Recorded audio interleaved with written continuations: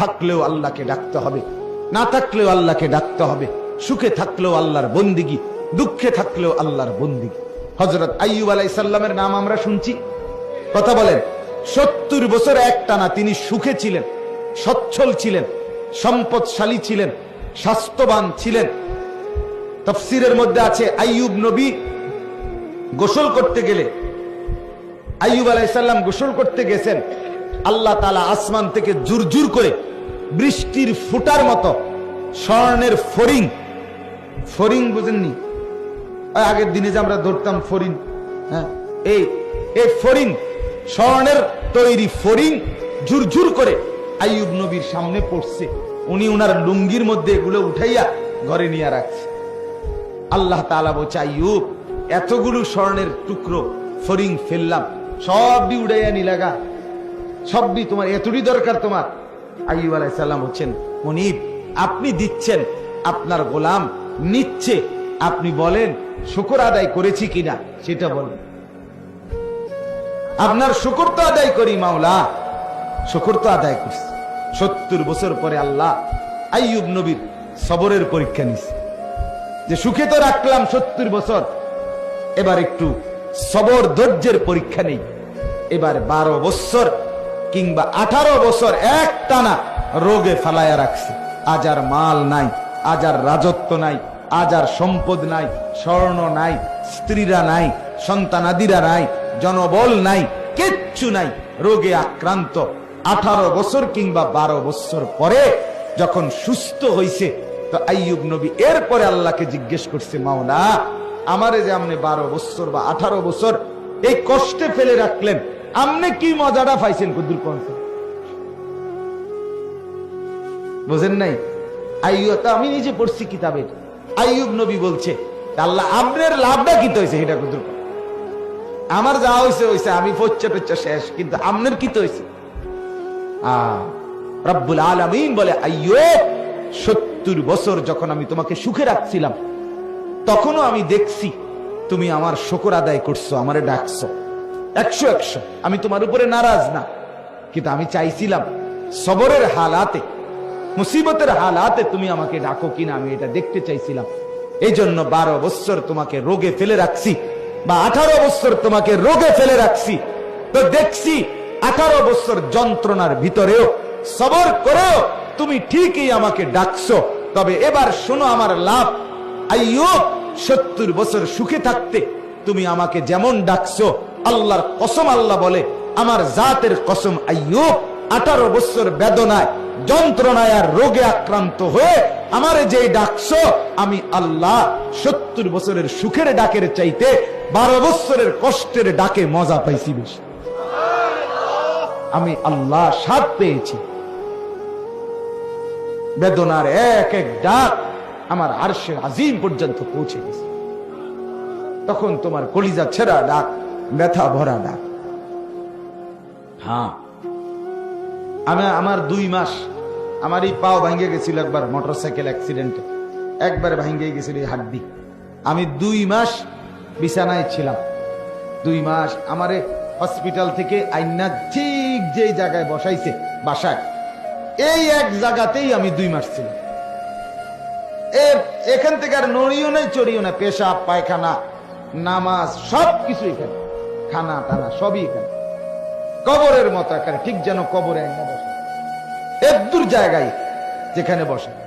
এই 2টা মাস আমার মনে আছে, তখনও তো আমি মালিককে রাত্রে ডাকছি, দিনে ডাকছি, এর আগে পিছেও তো মালিকরে কত ডাকছি, কিন্তু ওই সময় যে আমার পাও ভাঙ্গা, আমি সেজদা দিতে পারি নাই, মানে ঝুঁকে ঝুঁকে ইশারায় সেজদা দিয়ে দিয়ে নামাজ পড়ছি, রুকু সেজদা, কত কান্না কাঁদছি মালিকের কাছে, শুধু এক কথা বলে যে আল্লাহ, আমি বেশি দোয়া করছিলাম, মালিক, আমি আবার এই কপাল দিয়ে সেজদা দিতে চাই, আমি সেজদার তৌফিক যেন বঞ্চিত না হই। যেদিন আমি আপনার প্রথম এরপরে সেজদা দাঁড়াইয়া কপাল দিয়া দিতে পারছি 3 মাস, 3.5 মাস পরে, তখন আমি সেজদা দিয়েই সালাম ফিরাইয়াই নামাজের, আমার বিবি বাসায় ফোন করে বলছি, একবারে চিৎকার করে জোর আওয়াজে, যে আমি আজকে সেজদা দিতে পারছি, আলহামদুলিল্লাহ। মানে আমার খুশি লাগছে গোটা দুনিয়া জুড়ে। হায় আমি আমার মালিকের সিজদা দিতে পারি।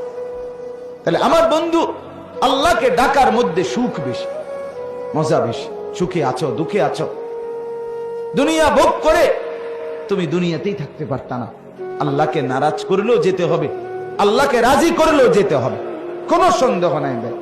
নাফরমানেরও মৃত্যু হয়, মদখোর, নেশাখোর, জুয়াখোর, ফেন্সিখোর, বাবাখোর, ডালখোর, গাঁজাখোর, এদেরও মৃত্যু হয়, হয় কি না বলেন না কেন? জিনাকার, বেবিচারী, বেপর্দা নারী, ওই অসভ্য মহিলা, এগুলোরও মৃত্যু হয়। হারামখোরের মৃত্যু হয়, সুদখোর, ঘুষখোরের মৃত্যু হয়, এই নাফরমানদেরও মৃত্যু হয়। মৃত্যু ঠেকাইতে পারতা না, দুনিয়ায় তুমি থাকতে পারতা, তুমি থাকতে পারতা। আল্লাহ তাআলা কোরআনে বলছে, বান্দা তুমি কি ভেবেছ আমার কাছে আসতে হবে না? না বলেন, হ্যাঁ বলেন না, উত্তর দেন ভাই, ছেলেরা তোমরা উত্তর দাও তো। আল্লাহ তাআলা বলেন, কি ভেবেছো বান্দা আমার কাছে আসবা না? তোমরা আসতেই হবে, আসতেই হবে। ডাকলেও আসবা, না ডাকলেও আসবা, মানলেও আসতে হবে, না মানলেও আসতে। তোমাকে আমি ফিরিয়ে আনবই এবং তোমার জিন্দেগি আমি দেখাবো।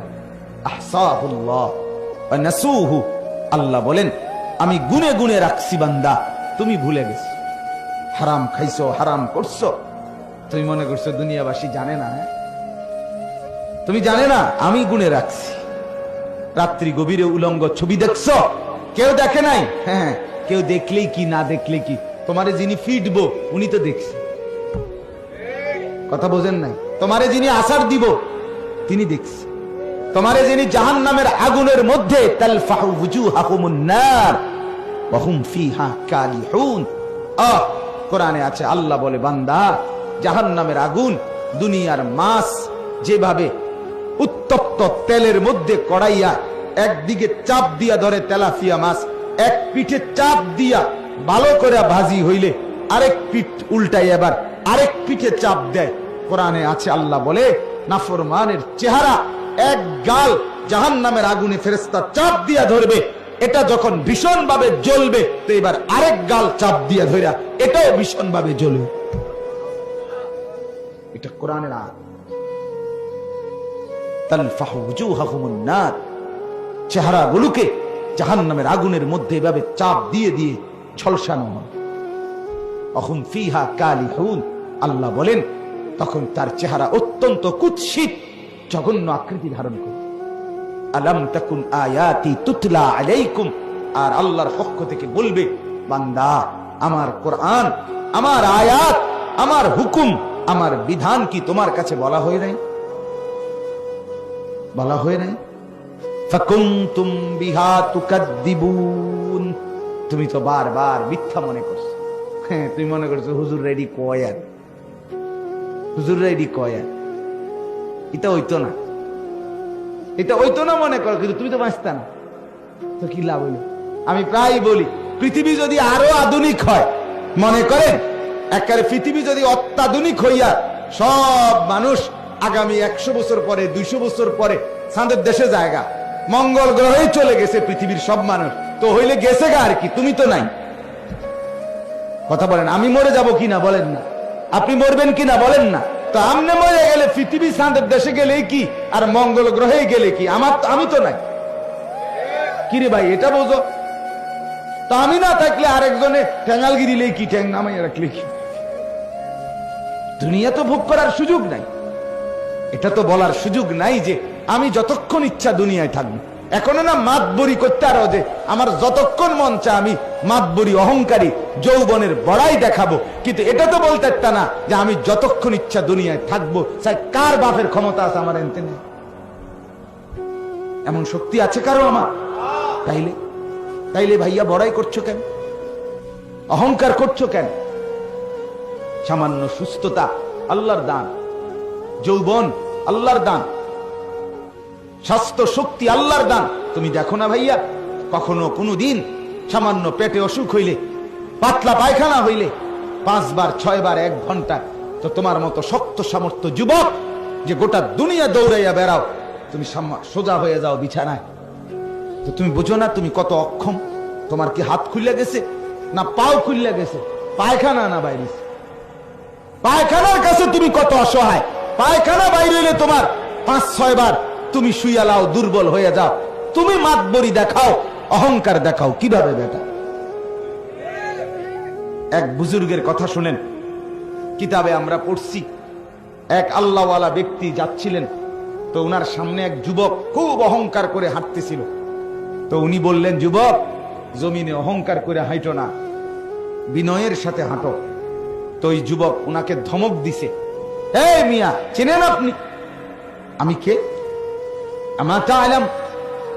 আপনি জানেন? আতারিফুনি মান আনা, আপনি চেনেন আমাকে, আমি কে? কথা বললেন। তখন ওই আল্লাহওয়ালা ওনার এই যুবককে বলছে, হ্যাঁ যুবক, আমি চিনি তোকে, আমি চিনি বেটা তোকে, তুই শোন আমার কাছে, তুই কে? তো বলছে, বলেন আপনি। বলছে, তুই হলি প্রথম তুই হলি 1 ফোঁটা নাপাক দুর্গন্ধময় বীর্য। এরপরে তুই হইলি কিছুদিন পরে একটা পচা দুর্গন্ধযুক্ত একটা মরা লাশ, আর মাঝখানে এখন তোর পেটের মধ্যে আছে কিছু পায়খানা। এই হলি তুই। তোর শুরুটাও ছিল নাপাক, এখনো তোর পেটে আছে নাপাক, তুই অচিরেই একটা পচা দুর্গন্ধযুক্ত লাশ হয়ে পড়ে থাকবি। এই হলো তোর পরিচয়। কিতাবে লিখছে, যুবক তখন মাথা নোয়ায়, হায়, সে তো আমার আত্মপরিচয় বলে দিল। অহংকার কিসের ভাইয়া? আলাইসা ফি জাহান্নামা মাসওয়াল লিল মুতাকাব্বিরিন, আল্লাহ তাআলা বলেন, জাহান্নাম অহংকারীদের নিকৃষ্ট ঠিকানা। প্রত্যেকটা গুনাহ অহংকার। বাতারুল হক, নবীজি বলছেন অহংকার কাকে বলে?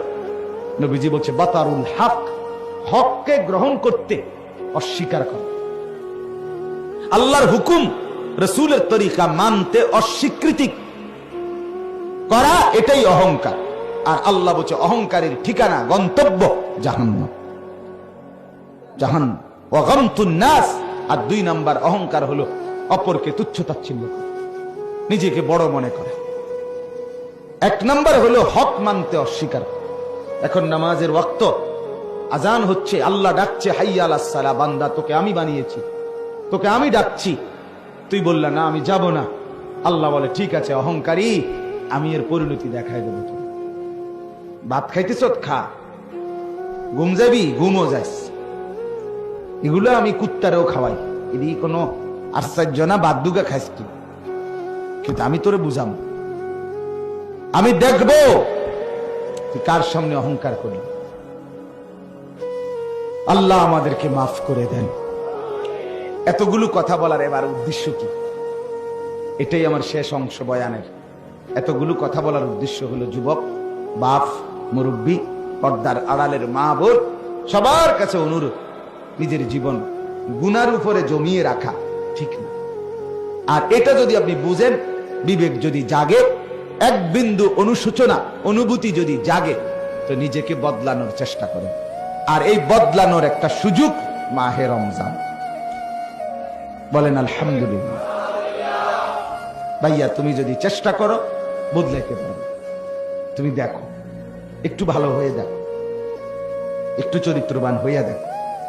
আমি আবারও বলি দোস্ত, সমবয়সীদের আড্ডায় নিজের পরিচয় খুঁজে পাইবে না। সমবয়সী বন্ধু, এক ক্লাসের, এক সাইজের, এক হমান্না, এরা কোনোদিন আলোর পথ দেখায় না। খুবই কম, খুব কম। সমবয়সী নষ্ট করে দেয়, এটা নিয়ম।